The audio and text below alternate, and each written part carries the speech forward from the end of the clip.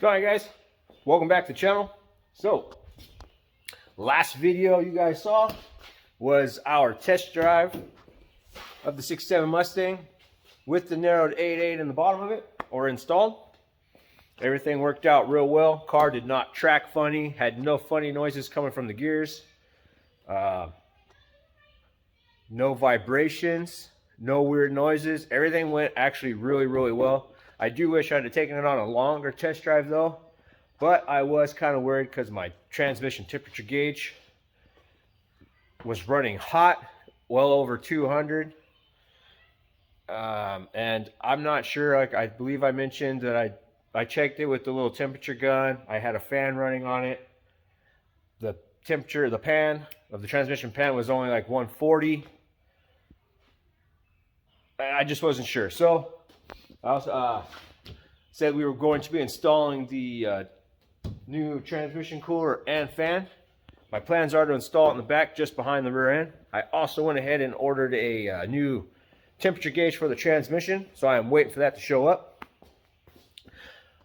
So I figured I'd put that car on hold just for a little bit. And for some of you guys that remember, some of my very first videos were of my home-built crosskart there. I like to call Frankenstein because it is built with a bunch of different parts.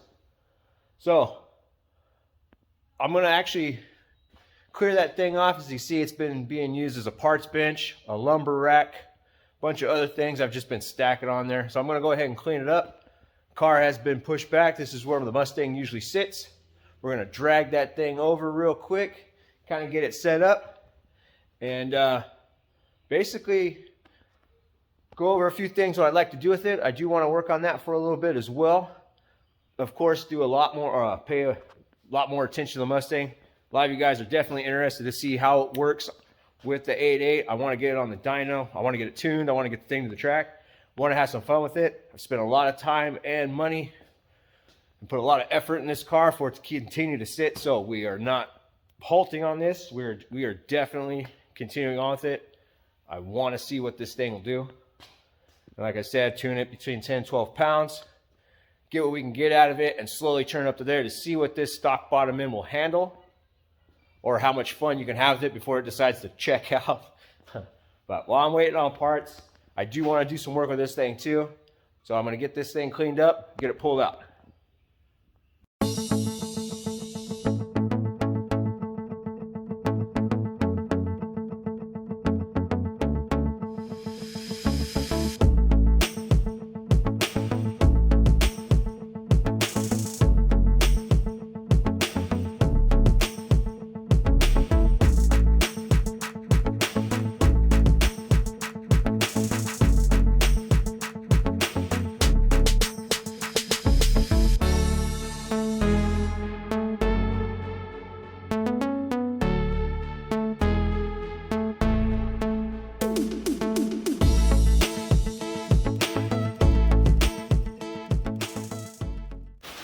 All right, got her cleaned up, got it pulled out.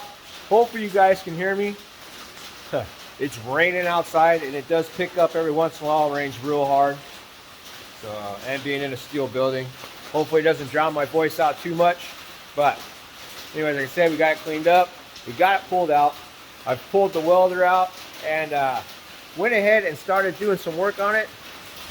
Pretty much got one side done and tacked up. And I'm going to show you guys here what I'm doing to this thing. So this buggy is originally built with 1¼ inch by 1¼ inch steel tubing. The main frame, you can see just how thick it is. Gotta get that to focus for you.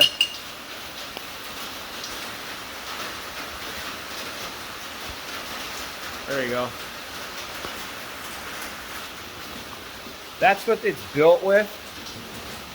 Now, originally this frame was not meant, or I wasn't building this buggy to house this type of setup. It wasn't really meant to have that engine, and that's a gsxr600. I was not going to do any of this kind of setup on it whatsoever.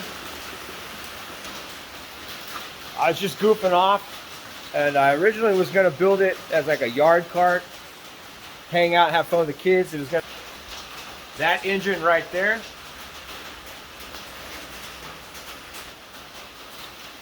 And for those of you that follow me on Instagram, when I posted pictures of all this, when I first started building it, you'll know what I was talking, you'll kind of know what I'm talking about. And when I did that, a buddy of mine called me and said, hey, you're not going to put one of those Predator go-kart type engines on there, are you? I said, no. Why? He goes, oh, okay, I got this gsxr600. He says, and said, it ran when I pulled out the bike years ago. If you want it, you can have it. So, of course, I said yes. Just so happens we made a family trip out there. I was able to pick that up from him. Like I said, he gave it to me while I was there. Another buddy of mine gave me this Kirky seat, which is going in this thing as well. They had them sitting, like the engine was sitting in a shed for a few years. He wasn't doing anything with it. He was in the middle of the moving, didn't want to drag it with him. Another buddy of mine had that seat there, like I said. Just didn't have the room for it. It was sitting in the corner collecting dust. So awesome to have friends like that call me up when they see stuff like this. Say, hey, you want this? Heck yeah. But like I said, this frame was not originally meant for this. I had cut it off. It didn't go this far back. It was much shorter. I was going to do some kind of solid axle rear shock suspension type thing, just, you know, just to have fun. But when he called and asked if I wanted that, I said yes. I cut off what I had, came up here, spliced the frame, went back up underneath the upright, or the, for this guy here, extended it all the way as back as far as you can see, and then started to eventually come up with my own rear shock setup, or try to come up with something that would work. You can see here, these rear axles are from a four-wheel drive Suburban. Axles and bearings, everything's bolted to. All I did was drill them out to accept the, basically those are Yamaha Banshee wheels, or knockoffs anyways, but that same bolt pattern. The front are Banshee control arms. So, I mean, it's just basically what I could get off eBay or from friends or what was laying around. But anyways, like I said, I can jabber on and on and on. But here's what I'm doing. So like I said, it was originally built with 1.25 by 1.25 inches. To strengthen it up, I got ahead and got more steel, and we're gonna double up the main frame, going all the way down to the front, up underneath the engine and everything. I'm gonna build some more cross members here. Basically do this, put it underneath these guys. Whoop. It'll taper off and sit just underneath there and come all the way out to the end. We're going to do a couple of straight pieces from here to here and do the same like this. Basically to strengthen all that up, because it does have a little bit of flex in it. I want to try to eliminate most of that. So we're adding all that steel. We're cutting and it'll come all the way to the front. As you see here, like that's what it looks like without being cut. And if you get up underneath here, I cut and tapered it to slant it to the front of the frame. That way I can put a skid plate on there, drill and tap, because it is, I feel it's thick enough for me to tap, or put nut struts or something in there.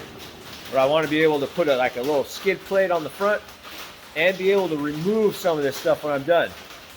Most of the bottom of this is gonna have a skid plate. Another reason I figured I would double up on the frame rails as well, because if you look down in here where the chain goes, without that plate or that extra frame rail, let's see if I can get up underneath there and you can see, the chain would come past the frame right here and be hanging lower than the frame, as well as the brake rotor. And if I was playing around with it, bottomed out or went over rocks, that would definitely hit. So now that we're doubling up the frame, that will help protect the brake rotor and the chain. Like I said, it's going to get a skid plate back there as well. At least the whole main wishbone is going to, or the main frame is going to get a plate going all the way back to help protect that. The sides will get something as well. And then wherever I need it up on top, we'll also get like a floor pan. So, like the seat will be bolted up in here. It won't need anything. But when you start coming up towards the front where your feet are gonna go, I still have to build the supports and everything for the steering column, gauges, buttons. But that's what I'm doing with it. So, like I said, right now I got one side all cut, tacked into place. I like the fitment, I like where it's at. Right now I'm gonna go ahead and get this side out, or the right side, get that off the buggy, take it over the door there, go ahead and mark out what I want to cut off, get it cut, get it back up underneath the buggy here, and see how much flex it takes out of the frame.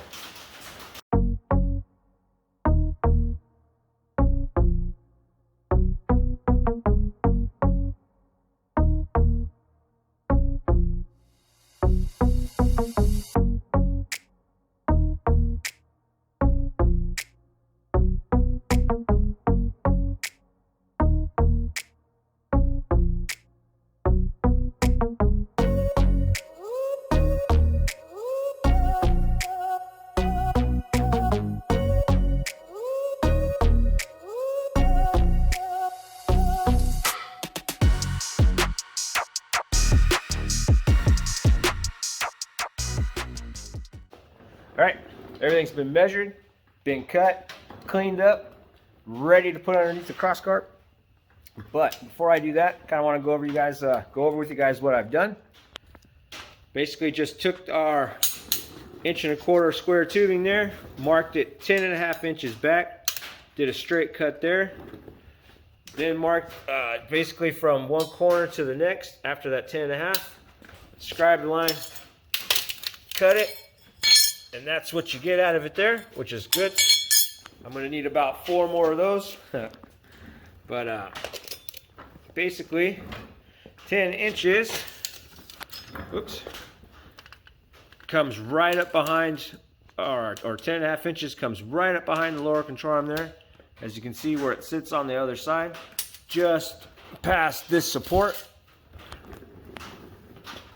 And that's where I have it return back to straight, so it'll taper from the front of the frame all the way back 10.5 inches square off, and then go 1¼ inch all the way back to the end of the cart.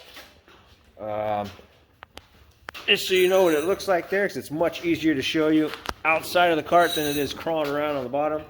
So like I said, I just cut it right here, made our mark, gave myself a little relief cut, and cleaned it up. So when it sits up against the frame, you line it up to the front there, that's what it does. And I got this nice little gap here. Oops. See if I can't kick things around anymore. So there you go. That got a nice clean little gap to weld all the way back. But that's how it'll look like, or how it'll fit underneath the cart. Basically, I just wanted it to taper that much, so I have a spot to drill holes, tap them, or put nutserts in there. Give myself a small little skid plate up front. Only reason I really wanted to do that, and I think it'd look cleaner than having 1¼ inch, 2 1¼ inch holes up front and try to figure out what to do. I'm going to build some kind of push bar up the front there, and just already got enough to deal with. So I figured this was a much cleaner look, plus I wanted a little skid plate. But anyways, go ahead and get this back up underneath the cart. Get it tacked up, welded into place, or tack welded into place, and see what we got. So let's get to welding.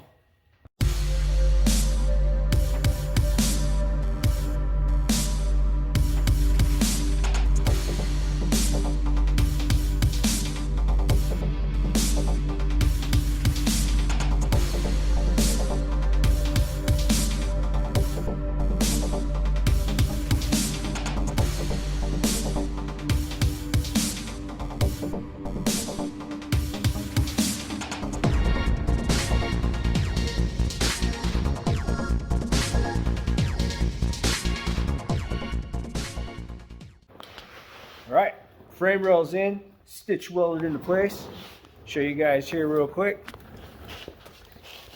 See, just got some stitch welds going. Of course, they alternate, so the gaps in between on this side, there's one on the other side as well, or at least I tried. Got it going all the way back. You guys see here. Now I got this little tail left behind. I know I want to build some kind of rear little bumper in the back. I wasn't too concerned about the tapering in the back. Not quite sure what I want to do in the back yet. Kind of this whole thing I've just been winging. I got no plans, no nothing. It's all built out of what's in my head. Trial and error, just to kind of see what works and what doesn't. And you know, I've been having a lot of fun doing it. It's helped me learn, kind of think about steps ahead instead of just right now, kind of think about this one and then try to jump 2 or 3 ahead. It's helping. This has been a big learning experience, building something from scratch, but I'm having a lot of fun with it. But anyway, we got the frame rails in. I also went ahead and tacked in our little cross braces there as well. Did both sides. Now I need to do a couple more straight pieces. I need one there, one up front. So I'll do 4 more straight pieces, 4 more tapered pieces, get those welded in, and that'll definitely help with the rigidity of this frame. Kind of show you guys too. I had some plates sitting up in here, so when I jacked up the buggy, it would hold a gap in those plates, or at least tell me how far I've jacked the buggy up to kind of preload the other frame rails. And with the single ones, you let it down, this would run into this bar. It'd be really tight, you couldn't move it, and that's not what I wanted. I still have a little bit of trimming up there to do. I had an idea of having this thing, because it is a really tight fit, strengthening up the frame as much as I can, give it some rigidity, because I wanted to be able to pop this, lift it up. See here, get it out of the way real quick. Use some of those little gas shocks from like lift gates or whatever.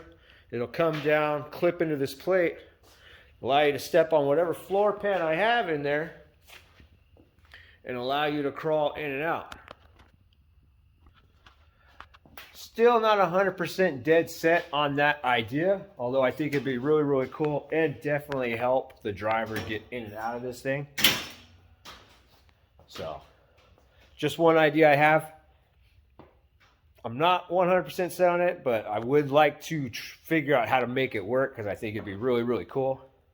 So, still got a lot of work left on this thing.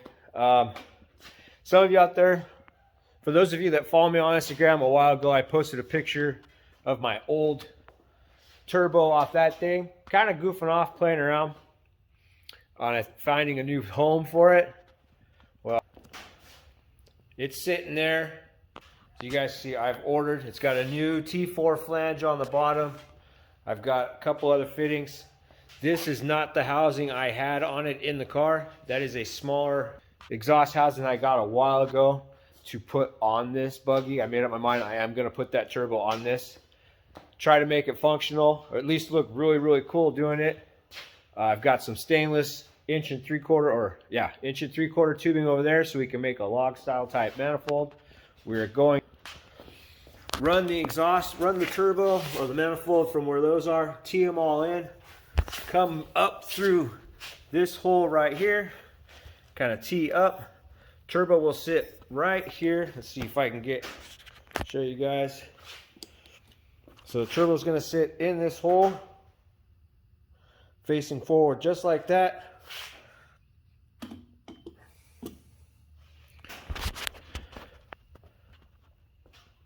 For starters, so I gotta get a little bit more metal. I'm gonna get some steel to help me build a mount. I'm gonna build a solid mount off the frame itself to hold the turbo.